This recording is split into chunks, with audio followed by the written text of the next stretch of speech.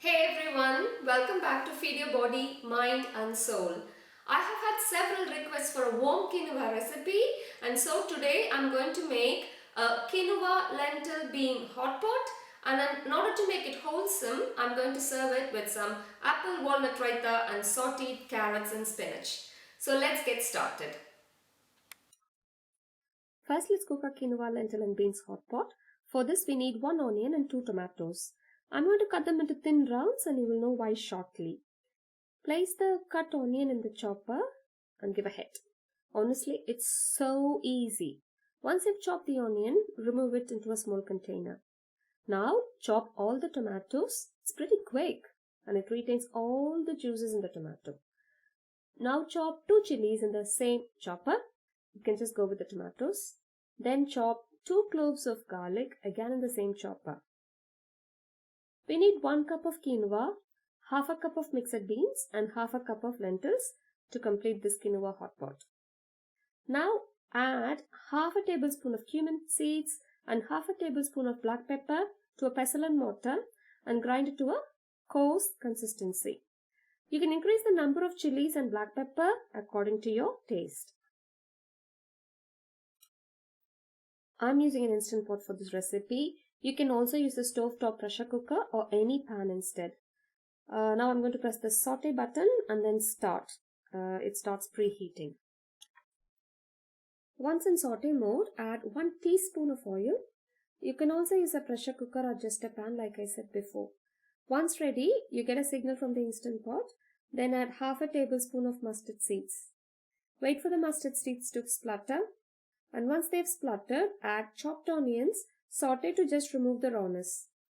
Add the chopped tomatoes, chilies and garlic all in one go. It's a quick process as you can see, so keep everything ready before you start. Add 1 teaspoon of salt and continue sauteing for about a minute.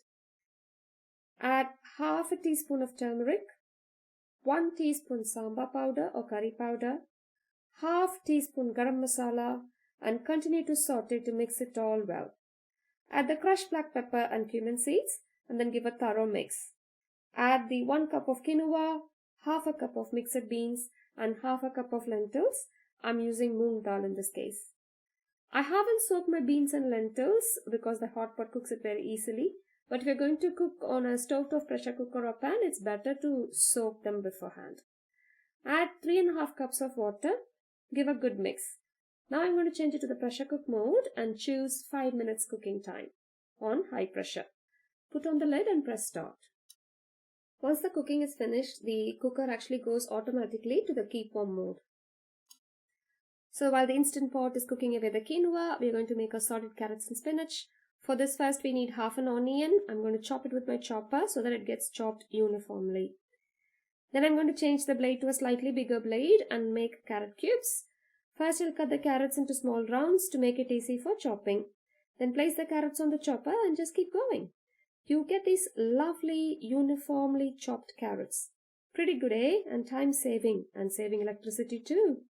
Wonderful, isn't it?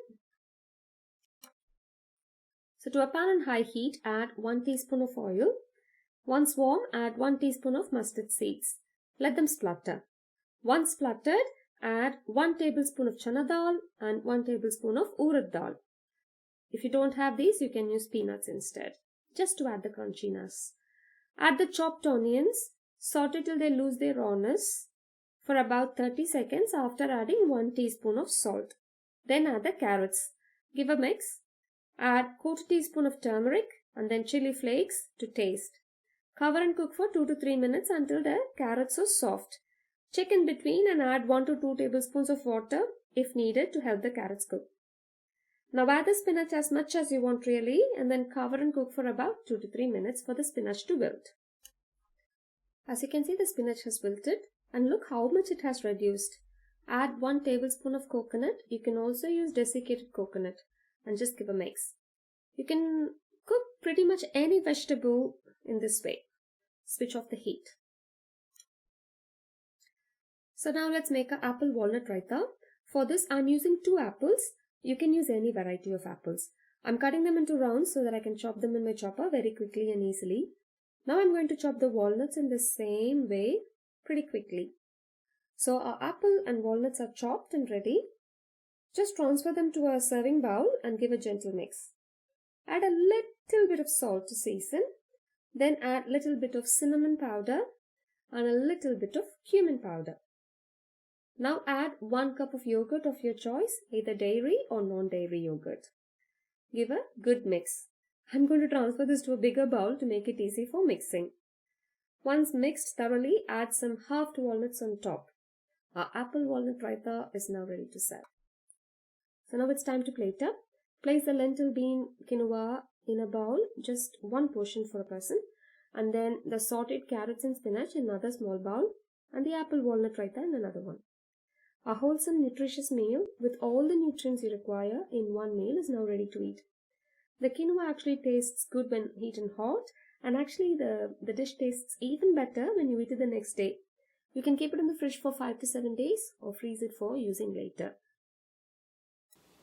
So now I'm ready to enjoy a wholesome meal with quinoa, carrots, spinach, apple and walnuts. All the nutrients you need in one meal. So before I go away, as usual, I'll give you my pro tip. Today I'm going to talk about carrots. You might have wondered why I cook the carrot instead of actually making a salad with it. The reason being, carrot is one vegetable where cooking increases its nutritive value, and hence why. That's it for today. Take care folks, stay happy, stay healthy. This is Vishwa signing off for Feed Your Body, Mind and Soul. Bye.